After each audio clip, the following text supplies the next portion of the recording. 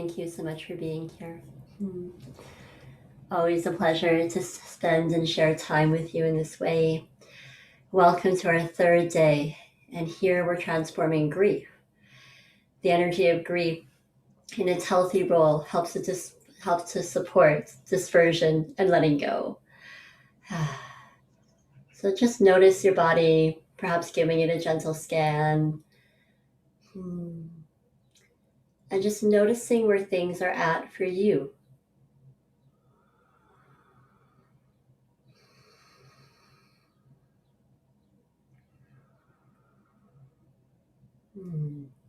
Thank you. Yeah. Now, for today's work in Transform Emotions into Energy, this complementary series, we're diving into the emotion of grief, which corresponds to, in Chinese medicine, the metal elements. And it's in the metal elements where we work primarily with that capacity to release, to let go, which is so essential to make room, to make space, to invite in the new, And in this element, we work with numerous things and pieces from a Chinese medicine perspective. We work with the lung meridian and the large intestine or colon meridian. And it's these two meridians, I think, where you can also see in their organs the absolute essentialism, if that's a word, in helping us to release and to let go. Imagine only ever breathing in. How well would that work? Imagine only ever eating and never actually having an exit. Yeah. So that exhale, that release, when we have a bowel movement, these are all ways that your body naturally disperses, releases, lets go. And it's in these areas of the body and the meridian pathways where they run, where we can support that opportunity to release, to let go. Now, in the metal element, it is an element that just starts the beginning. We worked with fear on day one, where it went to the very core of things, and it had an action of drawing us inward to the very core. And this element starts the process off of just beginning, of turning inwards. And with that, carrying some energy of contraction. When we turn inwards to look at what's here, this action is supported as well by the metal elements. And this helps to embrace our animal side of life. We can respond or we can react when we're in that primal instinctive way of responding and reacting to life. We have this capacity to also, as we disperse energy, receive and make room to invite in the new. So where is it in your life? Where is it in your life right now that you may be hanging on to excess stuff that just doesn't need to be here? Or where is it in your life that you're inviting something in new that you also have just a bit of hesitation, not so sure if you actually want that new thing? Yeah. Or maybe that if that new thing came, it would also bring challenges, new issues, new problems, etc. So we inadvertently, subconsciously block that out, often by not wanting to make space to receive that new, often by blocking that space by not wanting to let go, to release, to surrender. So this element, as it works with the lung, the large intestine, also works with the skin. The skin is an area where you can literally let things roll off of your back. You can breathe in new life through every pore and fiber of your skin. And we have the opportunity to look at the skin as also a mechanism to embrace life, to invite in, to receive life. Every pore of your skin has that capacity to connect to breath. Now, I've heard these stories from a long time ago in classes. I honestly have never done a deep dive to verify if it's true or not. But there's stories of people who have painted themselves with, I think it was in Goldfinger, maybe. I'm mixing up the movie name quite likely, as I usually do. But it was a lady who, and this was a long time ago, maybe it was in a James Bond movie, was painted all gold. And whatever the process was of chemicals that they used in the body, it so saturated her that she ended up not being able to actually get enough energy exchange and oxygen flow. Yeah. Our skin is also the boundary that separates us from the external, seemingly external worlds out there. Yeah, so the skin of yours is also that place where we get to explore setting boundaries, whatever that means or looks like for you. And regardless of whatever else you've heard about boundaries, you might have even heard me speak to boundaries a long time ago, but in a different way. Boundaries, as we've referred to in this series already, set the stage to actually keep that permeability of what needs to come in and what isn't necessary to be here anymore. So that's also a way that we can relate to how it is we receive and how it is we are dispersing, releasing, letting go of the things that we just don't need to hang on to anymore and we don't need to invite into our lives. Yeah. Okay. So when we work with the yin and the yang, the yin is the lungs, the yang is the large intestine, the colon, the feminine and the masculine respectively. And they actually relate to different muscles in your body. The yang, the masculine, let's start with that one. This is the large intestine. The big one that it governs is your hamstrings, the back of your legs. And our backs of our legs can feel, it's an old-timey expression. You may not have heard it, but I bet you your grandparents know it. To be hamstrung, to hang yourself up, to get hung up on something, to no longer let go, to no longer receive, to no longer be in a space where you can invite in that newness of life again. Okay? So that's the hamstrings. The other one is the fascia lata on the side of the leg, starting mostly at the upper hip is where we feel it, and to this upper portion of it all. It's often interchanged with the word IT band, where for our purposes we can call them the same thing, the TFL, the tensor fascia lata. We're going to use those interchangeably. And in this section is often where we also hold lots of issues around our identity and how it is we relate to being a man in this world, being a woman in this world. How is it you relate to being a masculine energy or a feminine energy? Because you have both inside of you. We're always 50-50, yin and yang, roughly. Okay? So this, when we get tight hips, can correlate with things like that. Also, these are the areas, the side of our hips, where we can create stability. These are stability centers. So it tells us in order to achieve stability, we actually need to find that appropriate balance between what is it we're dispersing, letting go, making room for, to invite in that new. That's where we're in the middle point of that balance where we can find that stability. Okay. And going on, there's a couple more here for the yang muscles.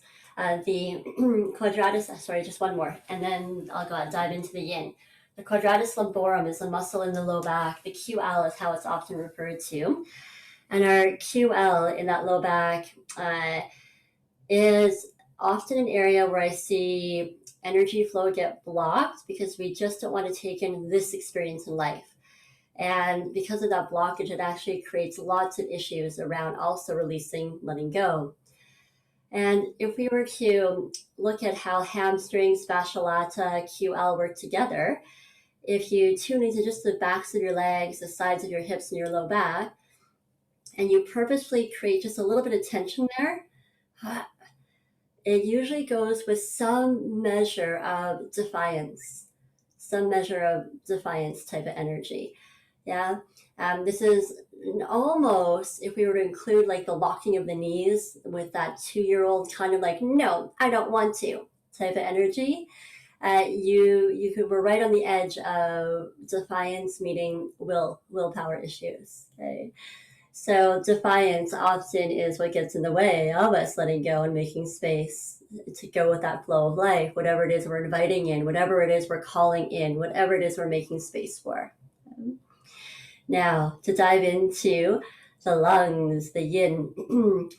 The yin muscles include the deltoids around the shoulders. The diaphragm is the big one. This is your center for, as we've talked about, emotional processing, control, release, holding. movement, integration. So this diaphragm is also what gives rise, of course, to your capacity to live fully, to breathe fully, and to be in your body mind fully. The diaphragm will often separate the upper body from the lower body. So it's a really common area to get congested, to get blocked. And as it's a center for emotional processing, let me back up just a little bit and talk about emotion. Emotion literally translates, to being energy in motion. Energy in motion. And when our energy is in motion, we tend not to take things so personally in life. Yeah? But the second we make emotions personally, it gives rise to having less capacity for that emotional energy to move through the system to support that natural dispersion without you having to direct it or do anything about it. This is not a thinking process. This is a being process. And when we free up the sense of life feeling personal, or that this happened to me, it creates more spaciousness for the body mind to just simply be in that energy naturally without you having to think about it. So it can naturally let go and heal you, even when you're not aware of it, even when you're at sleep, perhaps even more so when we're at sleep. And it's in this this diaphragm space where we're meant to process emotions in the present moment. And most of us don't. Most of us don't do that. Little ones are more prone to doing that. And then we get socialized and we're told, no, that's not okay to act like that and be like that and spontaneously express yourself anymore. You have to follow the rules. You have to fit in. You have to be accepted. You have to survive.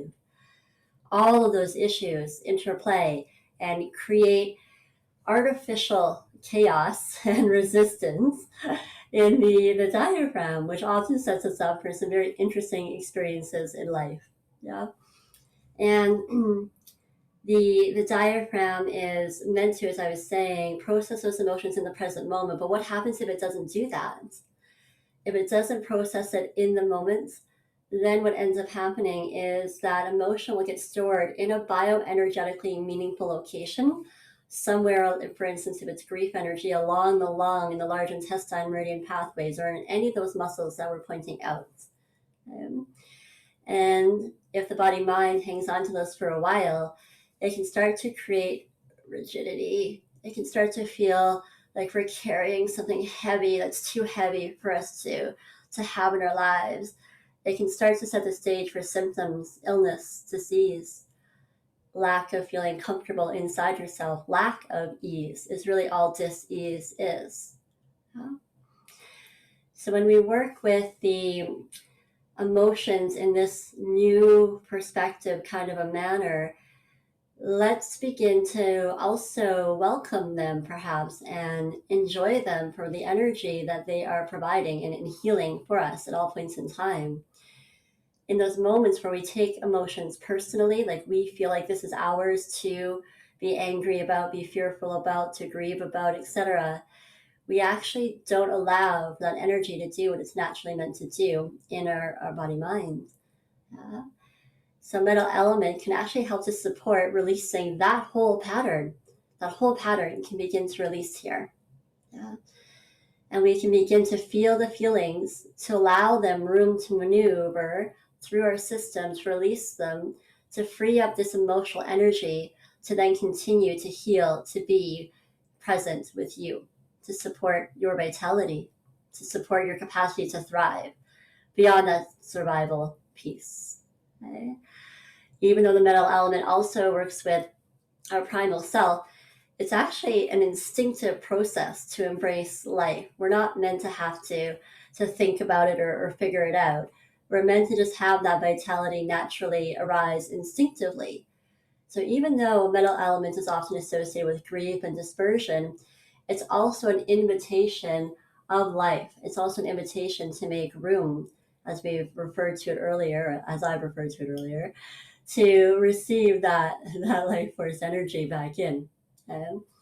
So, and that's meant to be an instinctive response. To respond to life is to surrender to going with the flow, shall we say. Okay, I can get a little chatty with these things. Let me back up to the yin, and we'll go through the remaining muscles here. So we talked about the shoulder, the diaphragm. There's two others.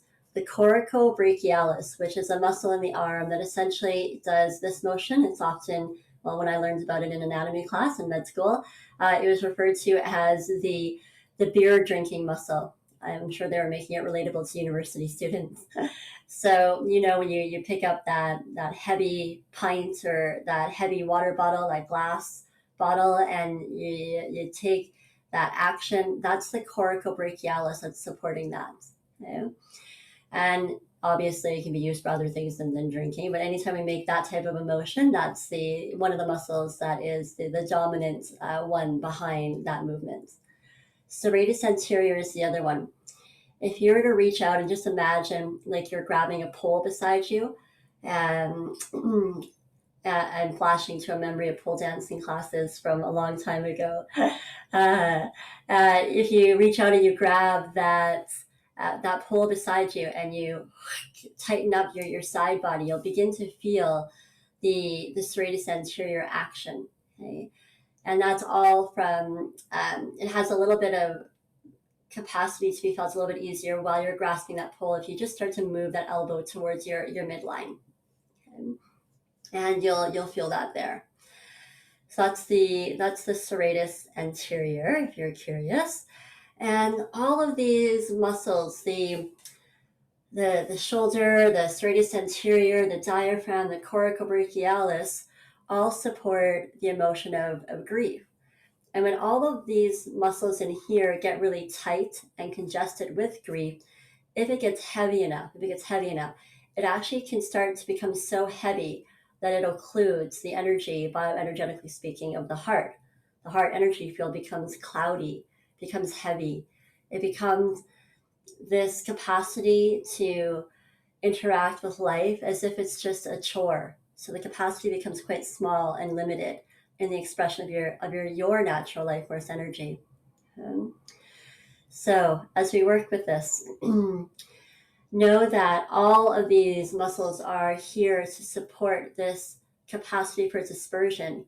However, if they hang on to that grief energy for too long, there can be a little bit of disintegration. And you might notice this in the element of feeling like your life might be falling apart. You might feel this in the element of nothing seems to get together and hold together and stay together. Life just seems to, have something that might be working out for you, and then, it slips and escapes between your fingers. There's not the capacity to contain this energy and be with it. If we were to bring in the astrological houses to the lung and the colon, the meridians correlate, interestingly enough, into the first of the two astrological houses. There's 12 in total. So in astrology, they think everything goes through 12 houses or 12 phases. And the first two correlate to the ones that we're working with, which tells us something interesting. These first two houses are the beginnings of life. They're the beginnings of embracing life. This is how necessary it is to disperse, to release the old in order to support the capacity for new life to come in. Yeah. And the lung is the first one. It correlates to the first house. And it works with the connection to our persona and our physical body. So when we feel like we're not ourselves, when we feel like we can't even connect to ourselves, maybe we feel so depressed, we can't even quite make it there anymore. This is relating to the energy of stuff going on within the lung, and particularly lung 1 acupuncture point, which is on the upper outer chest and works with new beginnings. This is the very first point. When depending upon your worldview, when the soul enters the body, is at the very beginning of life, whenever you view that to be, is associated with this lung and its spirit, the energy of spirit. Yeah, it gives rise to the soul entering your body. Now, that's also thought to correlate with a sound of sorts. There's thought to be a vibration, a noise, and sometimes you can even connect to that sensation of feeling it and hearing it if you're really sensitive.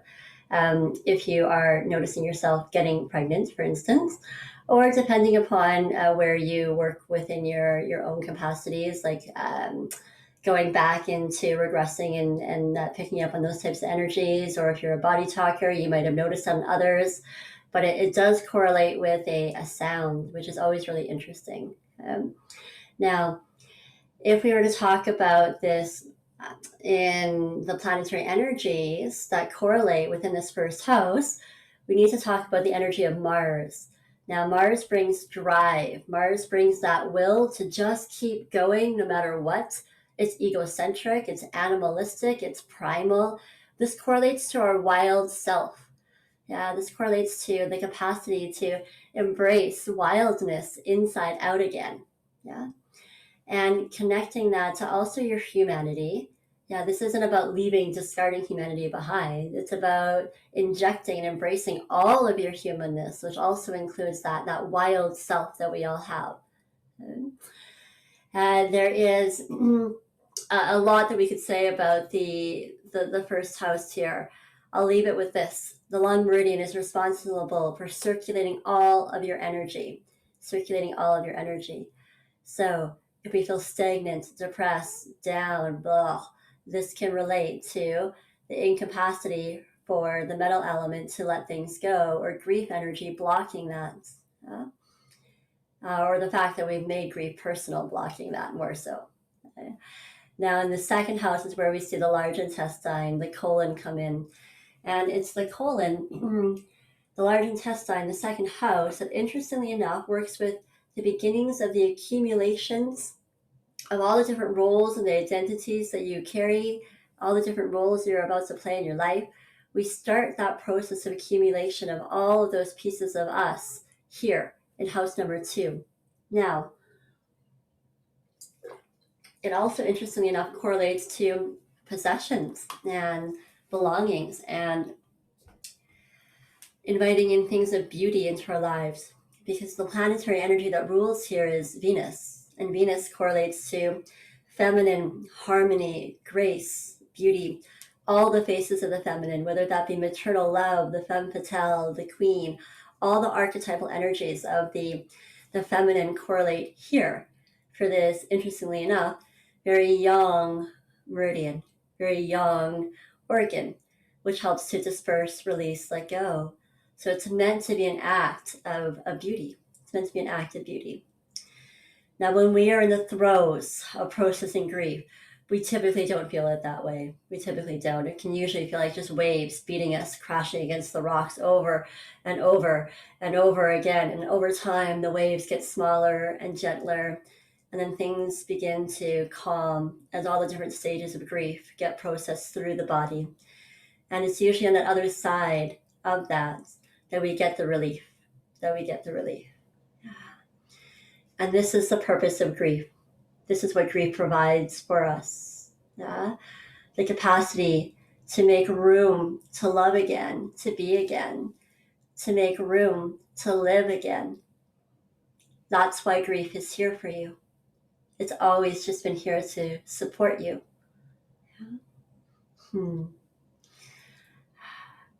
I'll leave the left brain knowledge at that, and we'll weave this together into a session. Yeah. If you have questions, comments, queries, you're welcome to at any point in time. Go ahead and type them on into the chat feature. I'll check again at the end of session 2. And as we go, if there's any ways that I can serve you, I will happily provide that for you. I mentioned on last call that I would bring up the man-woman poem. And I must admit, I'm going to have to do that tomorrow. Yeah, I didn't get enough space last night to find that. There was a few, well, you could say my website was giving me a little bit of grief. So sorting that issue out now. Mercury retrograde, always fun. So as we work with this energy of grief, I invite you to find a nice, quiet, cozy place where you can either sit or lay and be undisturbed for your session. It's such a joy to get to work with you all in this way. Thank you for calling this in. Thank you to all that's brought you here. Thank you to your families. thank you for all that's created you.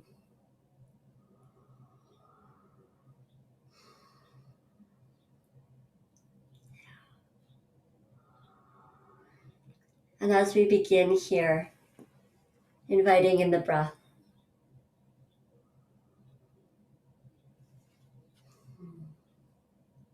just giving us all a few slow, deep inhales and exhales.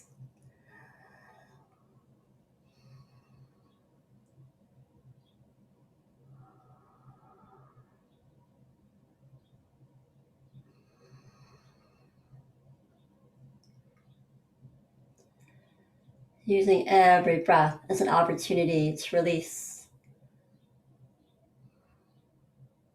to let go.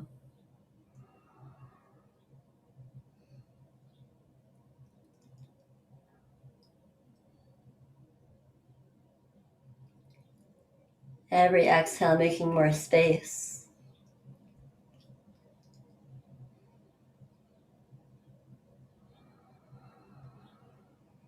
Yeah, and every inhale, an invitation to life. Every inhale, an invitation to be here. An invitation to receive.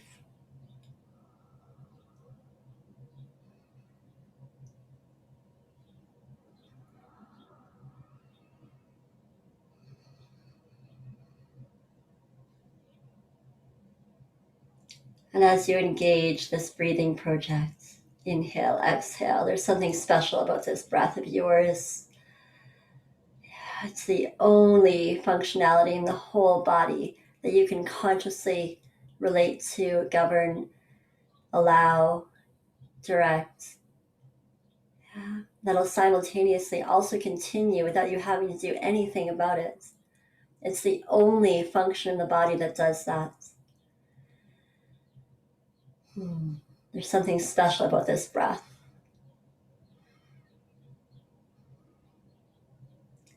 And as you breathe here, as you breathe with this special gift of life,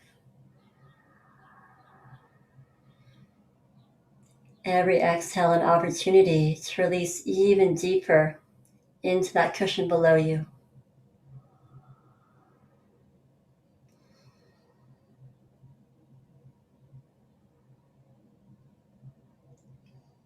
Every inhale an invitation to receive the support from below and soften into it and embrace it and allow it to be just as it is.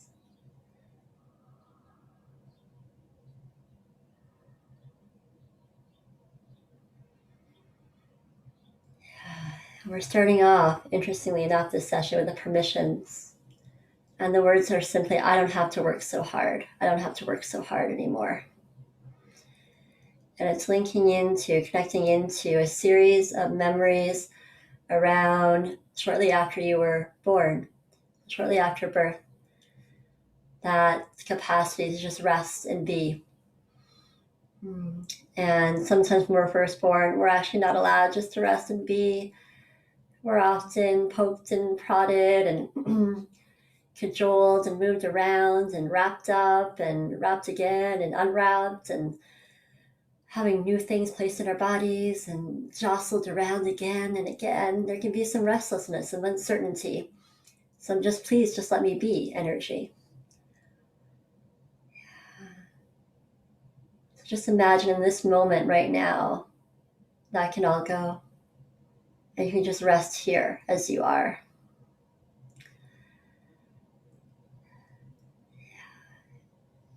And as you're breathing here,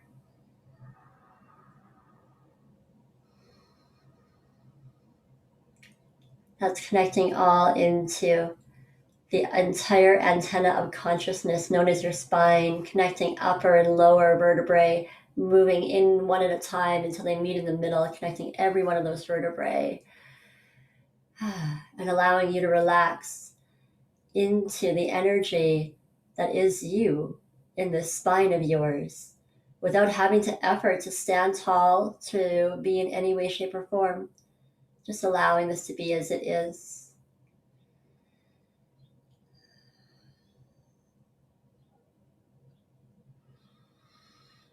And we're linking that into the back of the skull, the back of the hips, the leg, because these connect to certain aspects of our nervous system that supports the unwinding, the release, the letting go.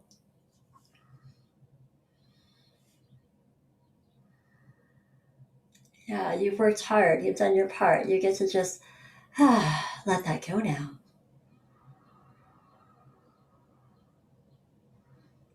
And as we work with that, we're also connecting the sphenoid and the coccyx, the connection between heaven and earth. Maybe in this place of stillness, perhaps in this place of stillness is where it's easiest to find that connection to feeling the sweetness of heaven while here on earth. Whatever those concepts may mean for you.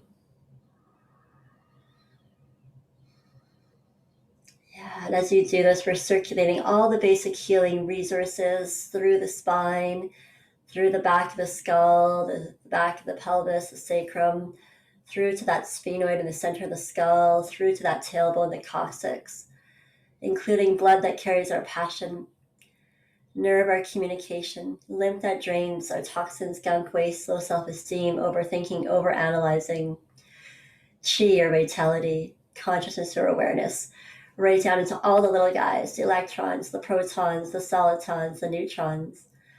Also working with the sounds, the colors, the frequencies of all the chakras, major and minor, endorphins, hormones, and the balance of yin and yang. Those endocannabinoids, as they circulate and provide even more capacities to reduce inflammation, supporting relaxation throughout the nervous system, the immune system, and every other system of our body mind for that matter, need just a little extra assistance. So we're going to run a cellular repair on the endocannabinoid receptors. Endocannabinoid, I'll back it up a little bit in case that's a new word. It's not usually a system that's talked about even in anatomy. It got outlawed a long time ago when they decided we couldn't talk about THC in our society. You still had an endocannabinoid system that worked with cannabinoids that are naturally occurring in a lot of our foods, including black pepper, for instance. And those things, and there's lots of things that do it, help to support the natural functioning of the several hundreds of endocannabinoid chemicals that you have naturally occurring internally inside of you. So this has nothing to do with any sort of external or exogenous cannabinoid. Okay? So as we work with these receptor sites and open them up to healing, to embracing the naturally occurring endogenous cannabinoids that you have in your system, which don't necessarily have to require psychoactivity like THC does at all, but can support the healing, the reduction of inflammation in us. We're just helping to support that receptor site in being able to receive this energy. And as we do so, as we run the cellular repair here, restoring the capacity to receive, but also in the other side of that is the capacity to let go of what's in the way of this. And what seems to be in the way is this belief, this identity of I am broken, and there's something wrong with me that I need to fix. There's something wrong with me that I have to continue to chase to fix. Yeah. Talk about giving yourself grief. Yeah. So this belief system impacting, and this identity alike, impacting the endocannabinoid receptor sites. As we begin to work with the cellular repair, encouraging this to circulate even more into those areas of the bones that I mentioned earlier. Okay. And then we're also circulating for all those bones that I mentioned earlier, the balance of yin and yang and hydration, helping hydration to absorb water and joy and releasing the impurities that just don't need to be here anymore. I'm going to invite you to breathe into all of that energy and just giving it a few slow, deep breaths, tapping that in here. You're welcome to tap if you so feel called to. It's not required on your end. I'm going to take care of it over here. For anybody brand new to Body Talk, you can learn about it on my website, vibranttransformation.com. There's no shortage of information about Body Talk out there, including the international website, bodytalksystem.com. If you'd like more on that, feel free to explore there.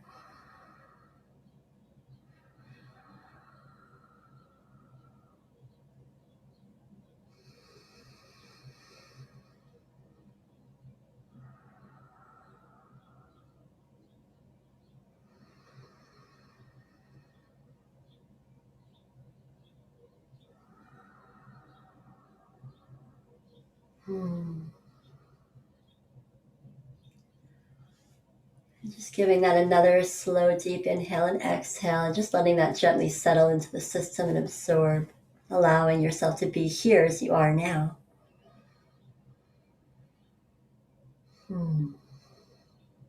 Yeah, thank you.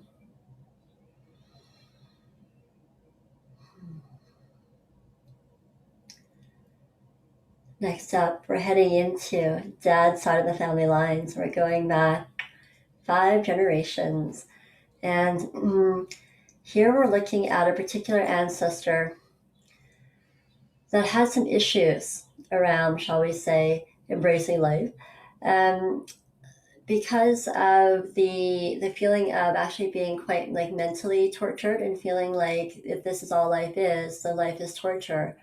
And there's no space for me to do or be anything in a space of joy or beauty. There's no space for joy or beauty.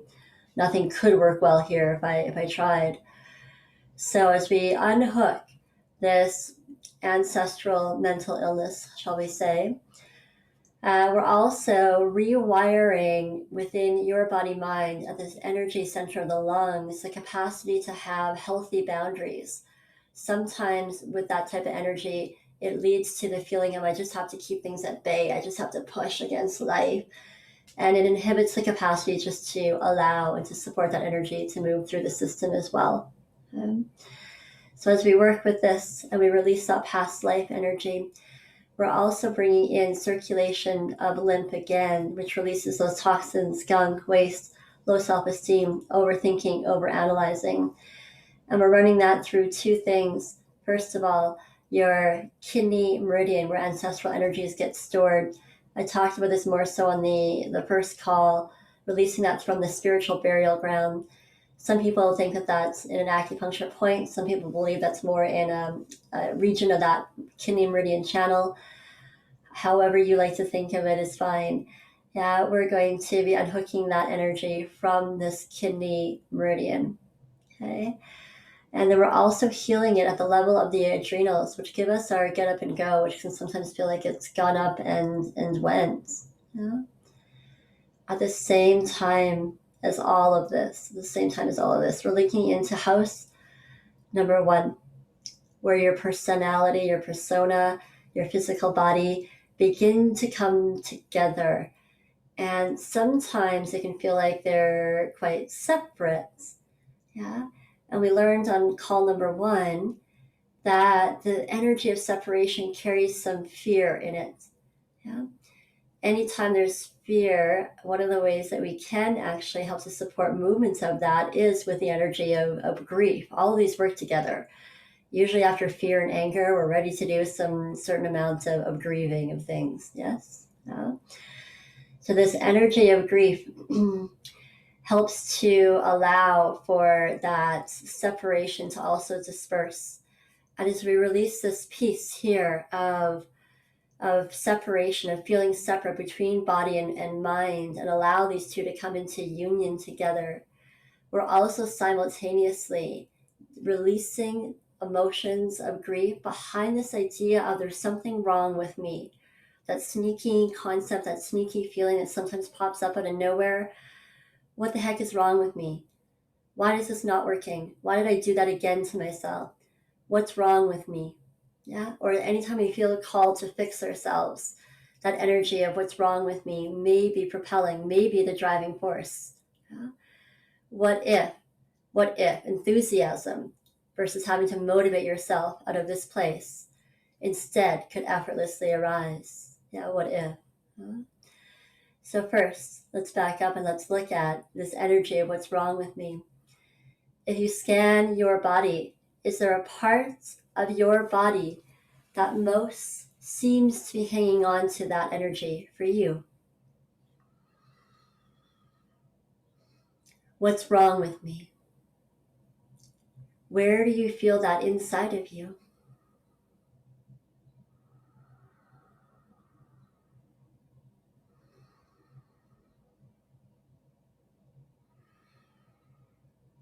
Yeah.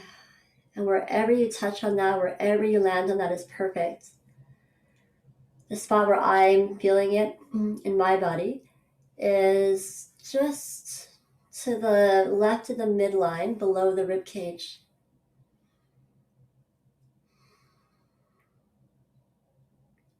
Just in that area of the diaphragm that runs here. And if you're having troubles locating it somewhere for you, that's fine. Feel free to use this point if you like. Yeah. Or anywhere else, if you already have your spot, please use this, whatever you felt called to draw on that. And just before we dive into working here, I'm also, while you hold on to this area of the body, going to invite you to also scan your body-mind for an area that feels most like you, that feels safe, healthy, strong, vital, alive.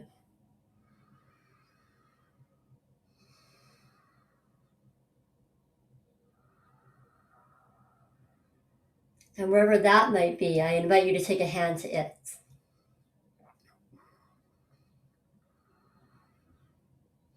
Yeah, for me right now, I feel it in my lungs, so I'm going to place my hand there. But you put your hand wherever calls to you.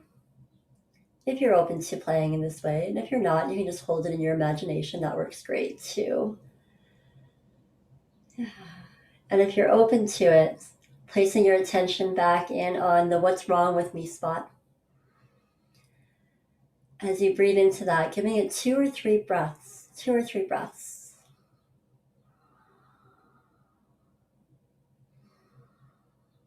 Just noticing sensation.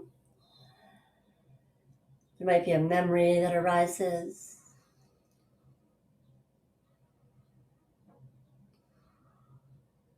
There might be a story that you made up here.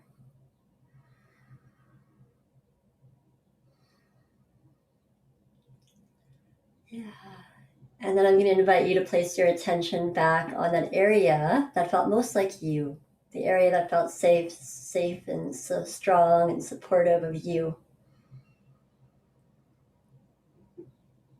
And just giving that 2 or 3 breaths.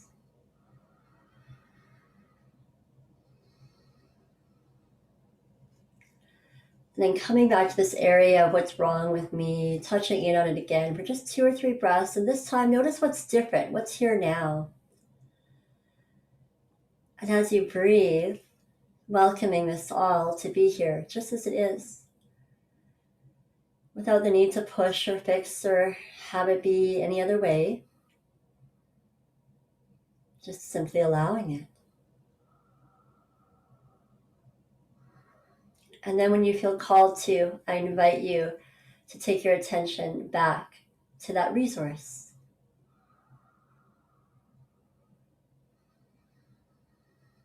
For 2 or 3 breaths again.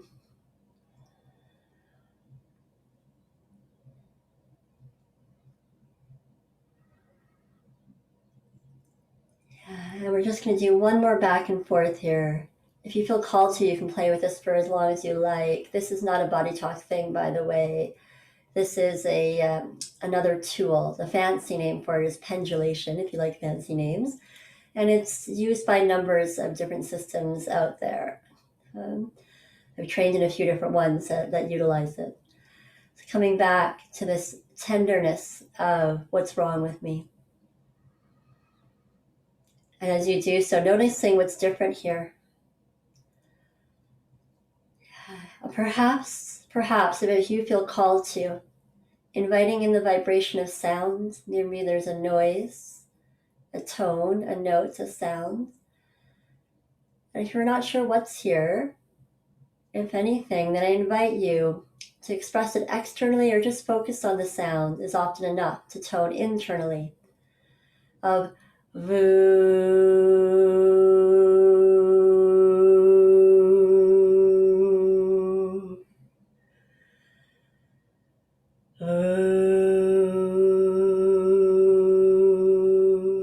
or whatever the sound may be.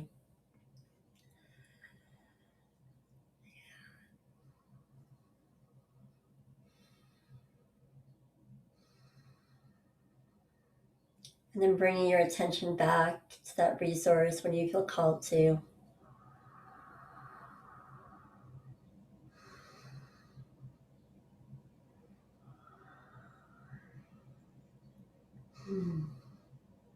Thank you.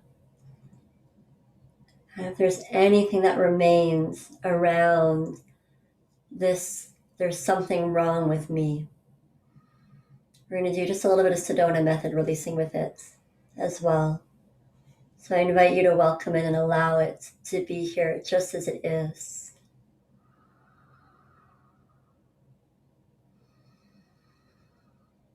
Yeah. And if you're open to it, just for now, could you let that go?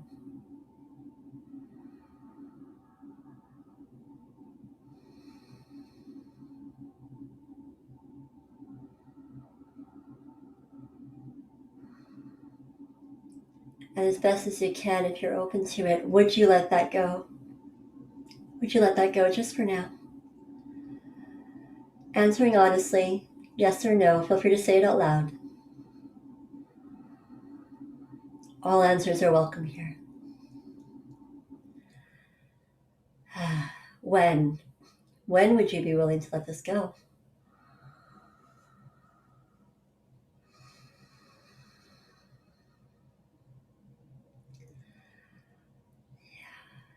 And we'll do one more round of that. If there's anything that remains around this theme, or if you choose, you can work on something else.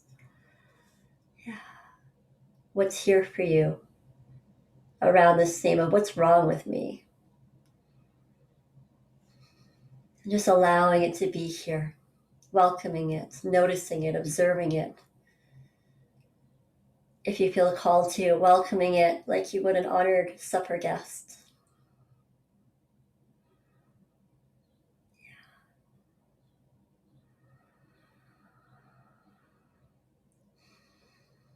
Thank you. You're doing so good.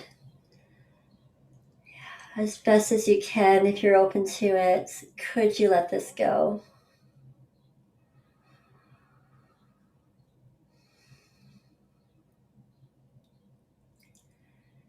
And out of curiosity, would you let this go just for now?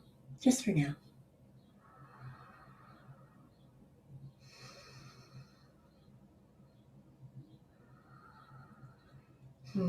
When would you be willing to let this go?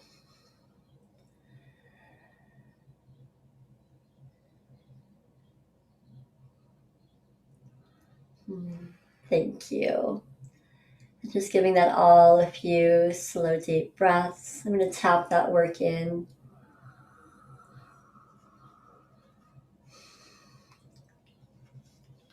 Yeah. And wherever your hand is, if there's any emotion of grief left here, present, seemingly here, I invite you to feel it. What does it feel like here and now?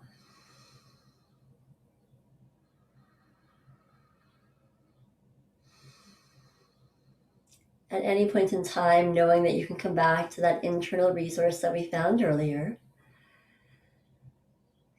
Noticing if there's any particular feelings that are here. Perhaps there's also other sensory observations. Perhaps there's a smell, a taste.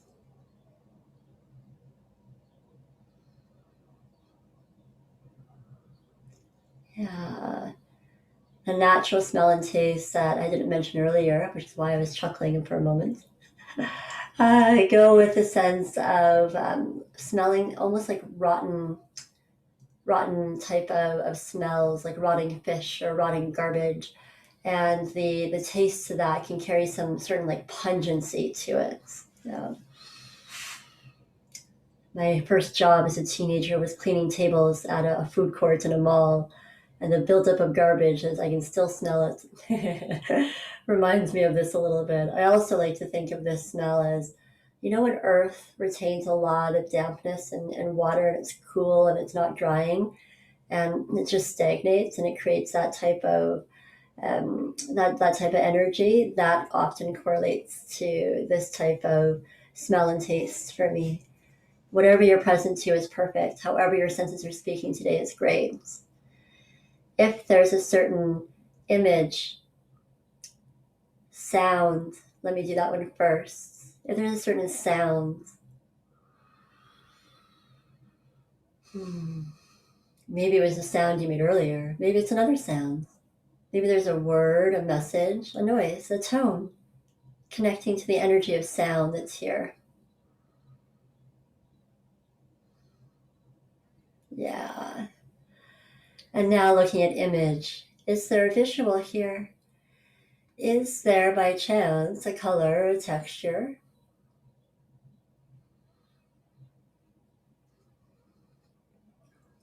And whatever you've observed, breathing into all of that energy, making it more seemingly intense, real, alive here.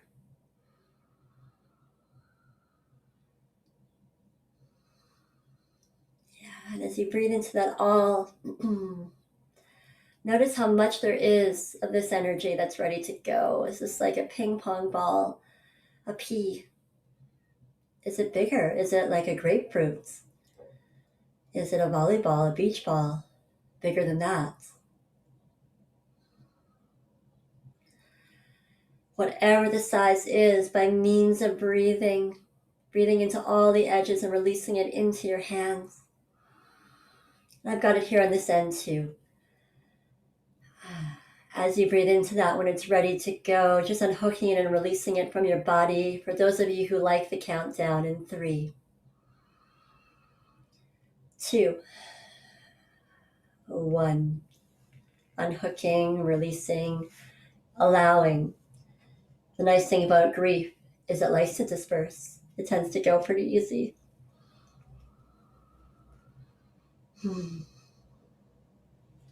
And taking your hands again to that area where we've been working, wherever it was for you in your system, wherever you felt called to. If this area feels void or empty, and you feel the call and you want to breathe in lights, sunlight, moonlight, gold, white, pink, silver light, all work. Some other color works too. Whatever calls to you here in this space, breathing it in. And if this area doesn't feel like it needs anything like that, then no need. Just stay with your breath. I'll tap that all in too.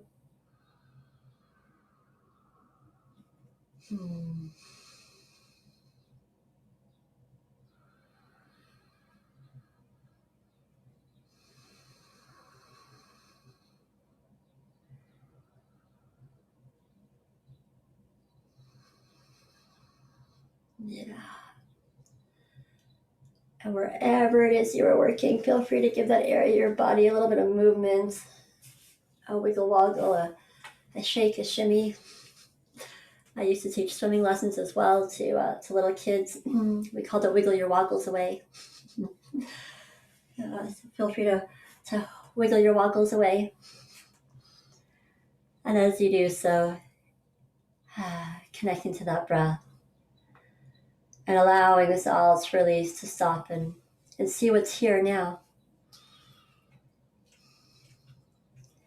Where is it in your life you're looking to invite something in? What are you looking to call in? What are you looking to connect to? What are you wanting to be a part of? There's space for that here and now. We're going to link that all into the navel, which is your center for connection. It did keep you alive for 9.5 months or so. This is also your energy center for centeredness itself. So as we bring this in, as we bring in all of that energy through to the navel, what it is you're calling in, whatever it is you're connecting to, from the back of the body, just behind that navel and roughly a little bit below it, is our pilot light, our Ming Men, the gate of life, made up of bladder 23s, governing vessel 4 points. And if the door is open to the pilot light, then usually that environmental energy that we encounter throughout our day can be used to fuel our fire, to fuel our zest for life, to fuel aliveness. And if the door is too closed, then it's a little bit harder to get that energy of vitality into our system. So as we connect to this centeredness, this connection center itself, just making space for this door to open to that pilot light in the back body all at the same time. And when the pilot light comes on, it also fuels this energy center just below the navel, the umbilicus, just below. And this is a very rich center energetically. It's very rich with blood. It's very rich with chi points, acupuncture points. Conception vessel 6 is here. This is that center of hara and vitality. And that pilot light is open.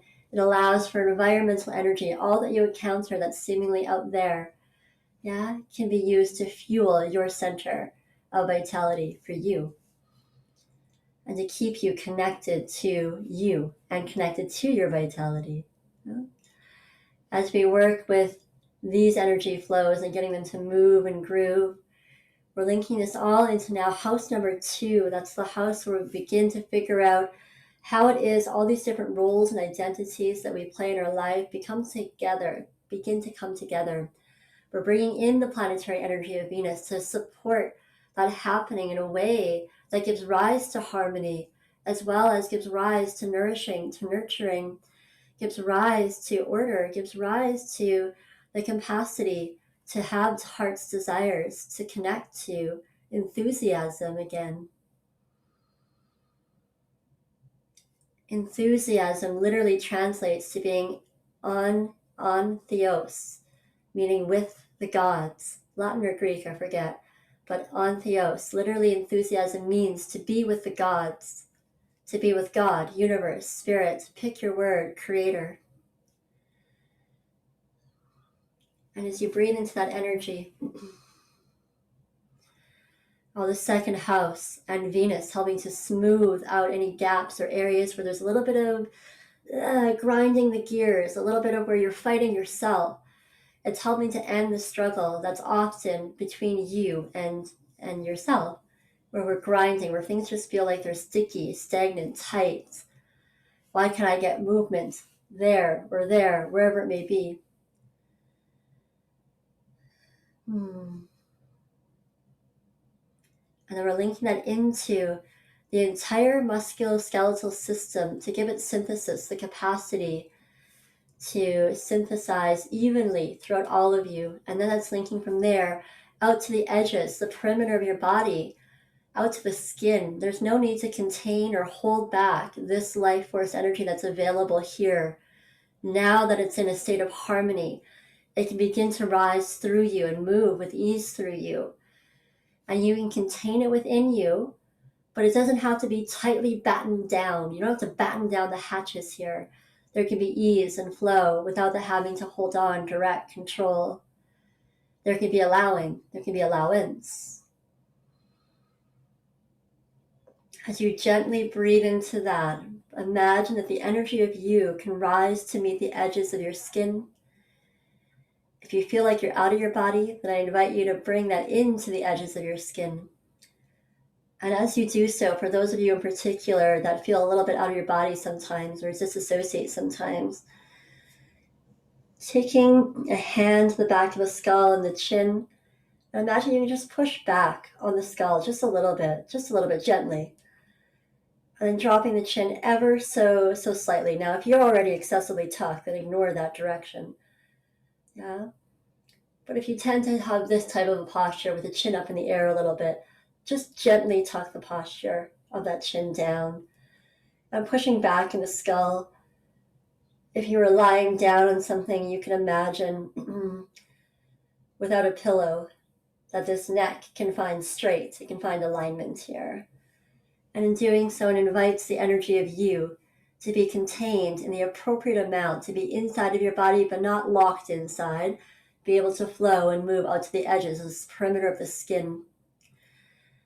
And within this, we're running a permissions, and the words are simply, I trust my life. I trust my life. I trust the boundaries of me is also here.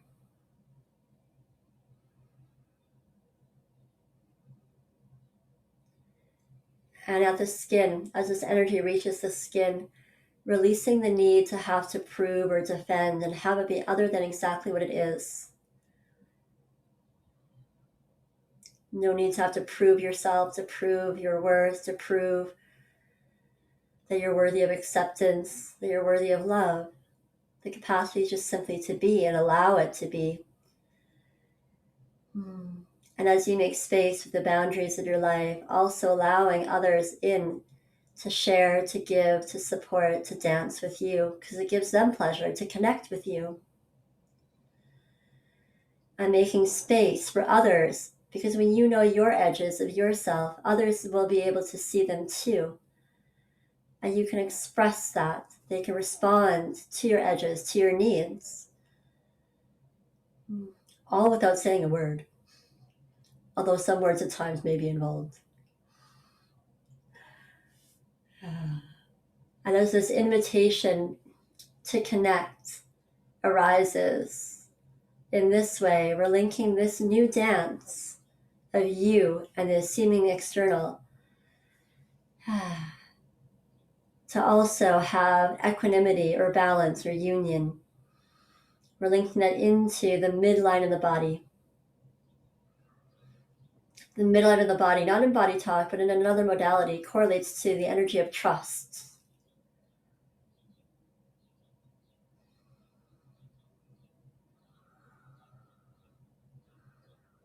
And we're running up permissions for the midline of the body, and the words are just simply, I can respond. I can respond. I can respond. Which means we don't have to think about it. We don't have to plan it out in advance. You don't have to rehearse it 12 times. Yeah. Or am I the only one who does that? Yeah. I can respond without having to figure it out or know in advance what to do. And the capacity to respond is equal in measure to the capacity to just simply be with ourselves, to trust is sometimes a loaded word, but if it's not too loaded for you, you could also include I trust myself. Yeah, the capacity to respond to life can go hand in hand with the capacity to trust. And then we're linking that into the heart, and we're just releasing heartache, grief in this form. And as we release grief from the heart, which is not the bestest of places to store grief, although an easy place for it to get stuck, the heart processes sadness better than grief, but we'll get to that on day 5. You definitely don't want to miss day 5. Okay. As we work with this energy of grief in the heart and the heartache, running cellular repair, restoring the cells and the muscle fibers of the heart back to their fullest potential of health, along with the nervous system of the heart, the nerves that communicate, that create the heart brain, which has more nerve cells than the brain in your head. There's something special about the heart. More on that on day 5. As we run this cellular repair for the muscles and the cellular repair on the nerves here for the heart, knowing that perhaps we can hold in equal measure our capacity to feel the tenderness, to feel the ache, to feel the breaky, achy heart. Is an equal measure to our capacity to love, our capacity to feel the softness, the gentleness, the loveliness, the beauty in life.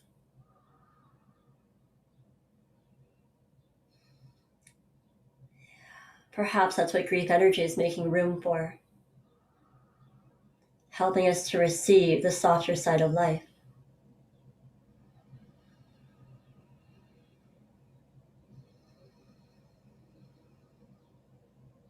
With this, we're supporting this all with the reciprocal of mouth to navel. Reciprocals are like the circuit breakers, the power circuit breakers of the body. And when the power breakers are off in the power box of your home, not so easy to function in our modern day society anymore. Yeah, so imagine that we're turning the circuit breakers of your body back onto full power of mouth and navel, opening up to connection, opening up to that joy of invitation of life as we open up our mouth to receive nourishment, to receive the nourishment of breath, of food. Yeah, there's a thought process out there that also includes the consciousness of our breath and being an invitation to invite in spirit, God, universe, divine energy, love and light, whatever that is for you. Imagining that you can open up to all that you hold holy and sacred and true to be here. And as we do that, inviting in the compassion centers to connect with this heart and allowing for this grief energy to support by cracking this heart open just a little bit more and allowing for expansion of your heart to be here, to cocoon you, to embrace you, to hold you. And as you connect to that energy, perhaps even feeling that flow from the heart out through the heart meridian pathways that runs down through the arm out to the pinky finger. Perhaps opening up to embrace, to invite in caring, to embrace all that you love,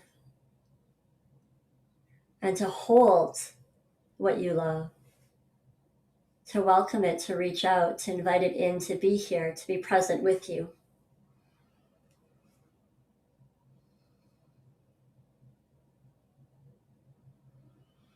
Bringing in another house in astrology, house number 10, which works with recognition, amongst other things. Inviting in the capacity to recognize what's here for you to open up to.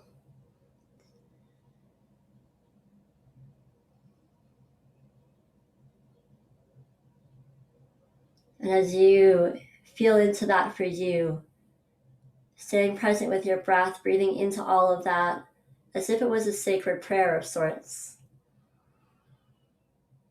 without even having to say a word. And as you welcome this all, just welcoming this life force energy to be here, we're going to connect intellect, mind to heart, letting the mind, the intellect chatter drop away. The heart energy field can neutralize, that's its superpower, it can neutralize anything and use it for energy. Allowing that mind chatter of the intellect to drop away and step even more into this energy of this heart.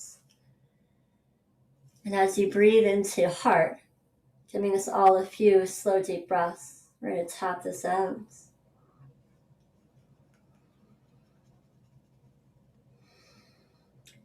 And tap this in all at the same time.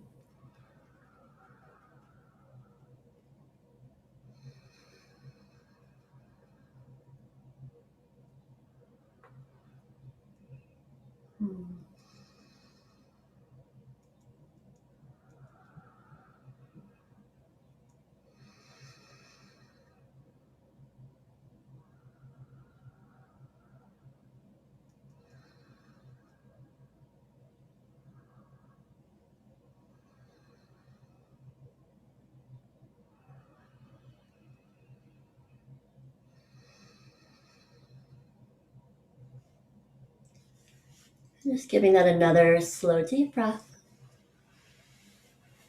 Yeah. And allowing that to settle, allowing that to be. Yeah, you're most welcome to the comments in the chat feature. Now, thank you. Now, thank you. Thank you for being you and doing this work. Thank you for your courage, your vulnerability. This is not for the faint of hearts. Pun intended, maybe. Thank you for bringing your tender territory to the table and navigating it. If you feel called to check in on that resource at any time, if you need that, feel free to do so. And if you like, you're welcome to even just connecting to something in your external environment that also might be pleasant or at the very least neutral. And as you connect to this support, this resource internally or externally, just allowing yourself to savor it and knowing that you can use that as a tool to continue to integrate this work. You can also, of course, do body talk cortices and diaphragm to intestines. Diaphragm to intestines, simply placing a hand in your regular breathing diaphragm, sweeping it down to the intestines, tapping over head, brain, navel, and gut brain around the navel, and heart brain. Now, I'm going to end shortly by playing a song. You're welcome to stay if you so like, to allow that to integrate. If you feel complete, we've been on this call for a little longer, as I have gone a little longer than my 60 to 70 minute plan. Tends to happen that way. I would love to just say thank you to all those shares that you've provided of this work, of this material. I so deeply respect and honor that you've spent your time in that way. Thank you so much. And as you know, the cost of these sessions is free as long as you share them, if you feel called to, but there's never any real pressure to do so. And I'll continue to post these on both YouTube and Facebook to support the easy sharing, if you like. You're welcome to share in any way that you so feel called to. Okay? If you have questions, comments, queries at any point in time, please do let me know. And I promise to have that man-woman poem that I referred to earlier. Although now I said it would be tomorrow, but I'm feeling like it might be a day 5 thing. Let's see when it enters. Yay. And as we settle into this last little piece of music, I invite you, if you feel called to stay connected with that resource. Feel free to breathe that into your system. For those of you familiar with a conscious connected breathing practice, feel free to do that. All that means is simply inhaling and exhaling by dropping the pause at the top of the bottom of the breath and just keeping the breath going. Okay. And at the end of the song, I'll check in on everybody again. If you're dropping off, that's perfect. You all have lives and things to attend to. I apologize for going a little bit longer than I anticipated on. Got a little bit chatty maybe in the beginning there. So let's just take a moment to set yourself up in a comfy, cozy spot. If you haven't already, feel free to adjust your body at any point in time. And I invite you to settle in to receive this healing vibration.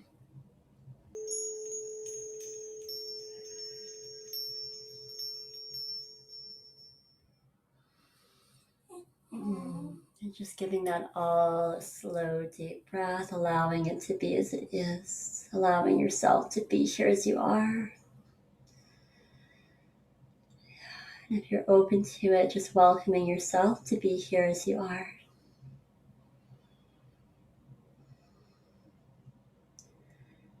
And perhaps even a little bit more than that, welcoming yourself to be here just as you are.